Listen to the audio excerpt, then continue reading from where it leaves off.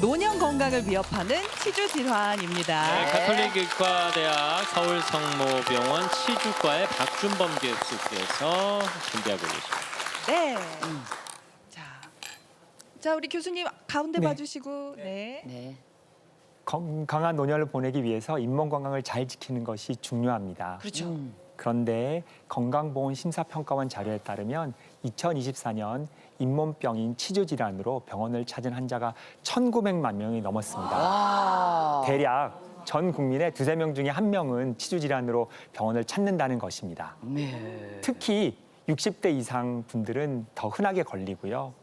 근데 치주 질환이 안타깝게 그냥 잇몸에 단순히 붓고 피나는 병 정도로 가볍게 여기는 분들이 많이 안타깝습니다. 네. 근데 심한 경우 이 치주 질환이 전신 건강에도 영향을 주고 아주 방치하게 되면 어려움이 많기 때문에 이 시간에 치주 질환에 대해서 자세히 살펴보고자 합니다. 네. 치주 질환의 원인 그리고 예방법, 치료 방법까지 자세히 말씀드리도록 하겠습니다. 네. 치주 질환은 치아를 감싸고 있는 잇몸과 그 주변 조직에 염증이 생기는 질환입니다. 우리가 흔히 잇몸병이라고 부르는 것이고 이런 치주 질환이 왜 생기는 것인지 영상을 보면서 설명해 드리겠습니다. 네. 음식을 먹고 나면 찌꺼기가 입속 세균이나 침과 섞여 치태가 형성되게 됩니다. 치태가 쌓이면 단단한 치석이 되어 세균이 살기 좋은 환경을 만듭니다. 네. 이렇게 세균이 많아지면 염증이 생기게 되고 나아가 잇몸과 잇몸뼈가 손상되는 치주잔이 되는 것입니다. 어머나 어머나 어머나 어머나. 따라서 심해지면 이렇게 치아를 잃게 됩니다. 이야 저렇게까지. 저렇게 빠져버리는구나. 와. 그러면 이 치주 질환은 어떤 증상들이 나타나는 거예요? 구체적으로. 네, 그럼 치주 질환의 진행 과정을 사진을 보면서 설명해 드리겠습니다. 네. 우선 화면을 보시면 먼저 왼쪽 위 사진은 건강한 잇몸을 나타냅니다. 잇몸이 분홍빛을 띠고 네. 치아에 단단하게 붙어 있는 모습입니다. 김재현 아나운서 잇몸이에요. 아, 네네네. 감사합니다. 네네. 이럴 때는 치실이나 칫솔질을 해도 피가 나지 않습니다. 그리고 그 옆에는 치은염 상태를 나타냅니다. 오. 잇몸이 살짝 부어 있는 모습이 보이죠? 네네네. 약간 양치할- 치석이 있는 것 같기도 하고. 네. 양치할 때 피가 나는 증상이 나타나고 네. 그리고 그 아래쪽 사진을 보면 치주염 상태가 되는데 와. 앞서 말씀드린 대로 치은염이 잇몸 겉 염증이라면 치주염은 염증이 치아 뿌리 아래쪽까지 더 깊게 퍼진 상태입니다. 그리고 이렇게 잇몸이 들뜨고 이렇게 치아가 흔들리게 되고 결국은 치아가 빠질 수도 있는 상황이 되겠습니다. 저거 진짜 너무 무섭다. 근데 너무 무섭게 어떤 생겼는데요. 치료를 어떻게 받아야 돼요? 예. 그러면 잇몸 상태에 따라 증상과 치료법을 알려드리도록 하겠습니다. 네. 우선 치은염일 때는 잇몸이 붓고 양치할 때 피가 나는 정도인데요. 이때는 통증이 거의 없습니다. 그리고 대부분의 사람들은 이 정도면 괜찮겠지 하고 넘어가는 경우가 많은데 방심했다가 염증이 깊어지면 치주염으로 악화될 수 있기 때문에 꼭 치료받는 것이 중요합니다. 네. 병원에서는 진단 방법으로 직접 눈으로 보고 만져도 보고 하지만 치과에서 이런 기구 보셨을까요? 이렇게 뾰족한 거요? 네네. 이렇게 생긴 뾰족한 것이 잇몸 검사를 할 때 사용하는 기구가 되겠습니다. 네네. 네. 잇몸과- 한 번만 다시 보여주세요. 예, 한번 보여드리겠습니다. 네네. 네. 이걸로 저기 의사 선생님이 자꾸 이 사이사이 이렇게 막 긁어내시고 막 그러시더라고요. 예. 아우 근데 맞아요. 막 소리가 아유 싫어. 맞아요. 네. 우리 교수님이 카메라만 잡으면 그냥 바로바로 되는 거. 아, 네. 제가 네네. 네. 그래서 이거를 잇몸 사이에 넣어서 재는 탐침 검사라고 하고요. 보통 1에서 3mm는 정상, 4mm 이상은 치주 질환이 시작됐다고 봅니다. 치은염은 다행히도 치료가 간단합니다. 스케일링, 즉 치석 제거만 해도 회복이 되고 그리고 좋은 점은 스케일링은 1년에 한 번 건강보험이 적용이 됩니다. 네 맞아요. 그래서 저렴한 비용으로 받을 수 있으니까 주기적으로 관리 받으시기를 추천드립니다. 네. 진짜 스케일링만 받아도 예방이 되겠네요. 오, 좋다. 그런데 관리를 하지 않고 치은염을 방치하면 치주염으로 악화됩니다. 네. 화면에 보시는 것처럼 치석이 생겨 잇몸이 더 많이 붓고 입냄새가 나고 잇몸이 내려가서 치아가 길어 보이게 됩니다. 또한 치아와 잇몸 사이에 틈이 벌어져 염증 주머니인 치주낭이 생기게 됩니다.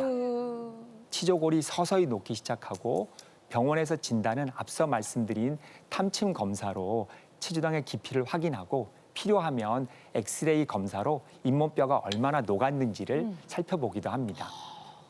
치료는 상태에 따라 조금 다르긴 합니다. 네. 비수술적 방법으로는 스케이닝이나 잇몸 안쪽 염증을 긁어내는 치은 소파술이라는 것으로 치료를 합니다. 네. 하지만 치주염이 많이 진행된 경우에는 네. 잇몸을 살짝 절개해서 아. 안쪽에 있는 염증이나 치석을 깨끗하게 제거하는 치주 판막술을 시행하기도 합니다. 아니 근데 선생님, 아우 수술 얘기만 특히 이제 이 수술은 정말 하기 싫잖아요. 혹시 약으로는 안 될까요? 아, 네? 약을 네. 잘 바를게요.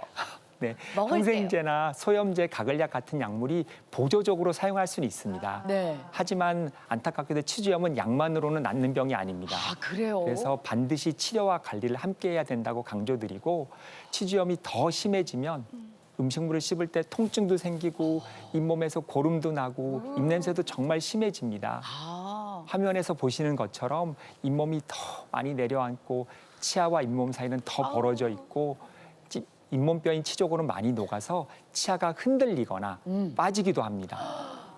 처음에는 수평으로 살짝 움직이던 치아가 심해지면 위아래까지 흔들리는 경우가 생기고 치주낭 깊이가 6mm 이상이면 상당히 진행된 상태가 되고 9mm 이상이 되면 뿌리 가까이까지 염증이 번진 상태가 됩니다. 앞서 말씀드린 치료 방법들을 적용하고 치아를 살릴 수 있으면 좋지만 그렇지 않은 상태라면 이를 뽑고 임플란트나 틀니를 해야 되는 경우가 발생하기도 합니다. 아유 근데 이미 저렇게 잇몸이 상태가 안 좋으면 임플란트 자체를 못 하지 그래요. 않아요? 잇몸이 뼈에다가. 튼튼해야 임플란트를 이렇게 뽑는 못 박을 것 거잖아요. 같은데. 네, 맞습니다. 그렇지만 치과를 찾게 되면 대부분의 경우에 이런 경우 임플란트로 회복이 가능합니다. 아 그래요? 잇몸뼈가 녹은 부위에는 인공뼈를 넣어서 뼈를 만들어주는 술식을 진행하게 됩니다.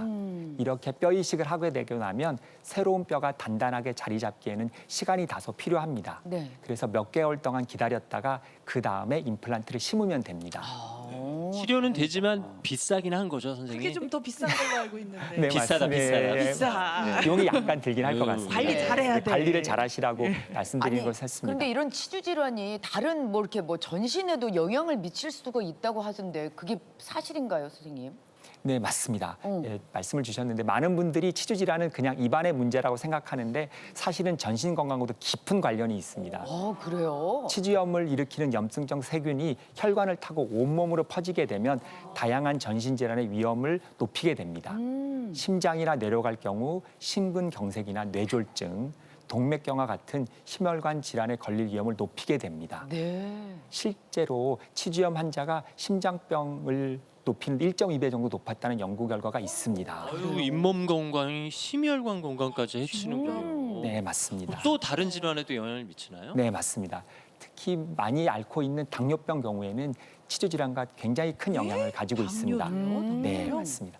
치주염은 혈당 조절을 어렵게 만들어 당뇨병을 악화시키고 또 반대로 당뇨병이 있는 사람은 잇몸병이 더 잘 생깁니다. 그래서 치주염과 당뇨병은 악순환의 고리라고도 할 수 있습니다. 따라서 당뇨병이 있으신 분들은 꼭 잇몸 관리를 받으시기를 강조드립니다.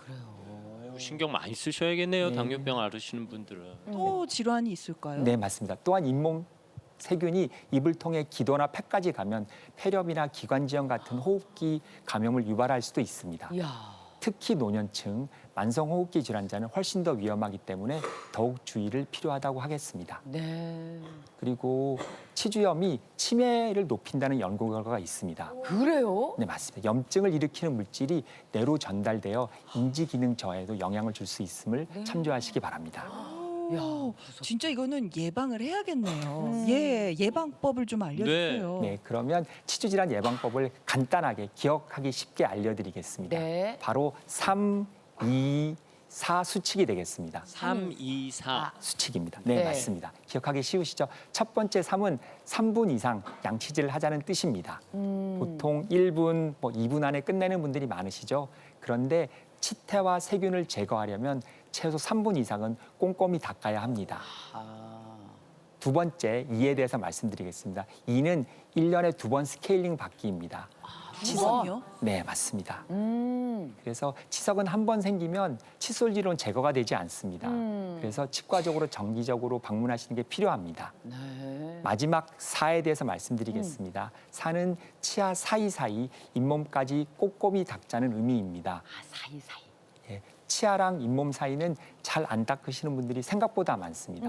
그래서 이번에 양치질법을 제대로 알려드리고자 합니다. 아니 나이 50 중반에 양치질법을 다시 배워야 되네요. 우리가 제대로 번 안 더. 하고 있으니까. 네네 제대로 배워야죠.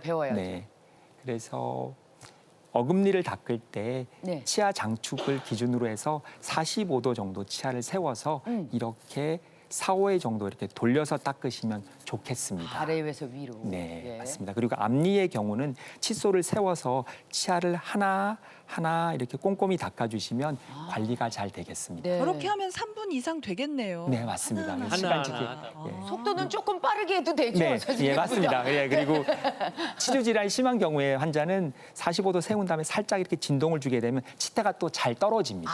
그래서 이렇게까지 해주시면 부가적으로 관리가 잘 되시리라고 생각합니다. 교수님 그 쓰시는 칫솔이 아주 커가지고 시원시원합니다. 이게 네, 잘 아 근데 그 칫솔 사이즈는 상관없을까요? 커도 되고 좀 작아도 예, 돼요. 근데 너무 큰 칫솔보다는 자기 치아에 맞게 아. 약간 작은 사이즈가 더 닦기가 좋습니다. 내가 쓰기 그래요. 편하고 내가 곳곳을 구석구석 잘 닦을 수 있는 크기. 네, 맞습니다. 네, 그렇게 좋습니다. 설명드리도록 하겠습니다. 네. 그리고 치아 사이를 잘 관리하기 위해서 추가적으로 네. 치실이나 치간 칫솔 그리고 나아가 구강 사정기 사용을 권유해드리고 있습니다.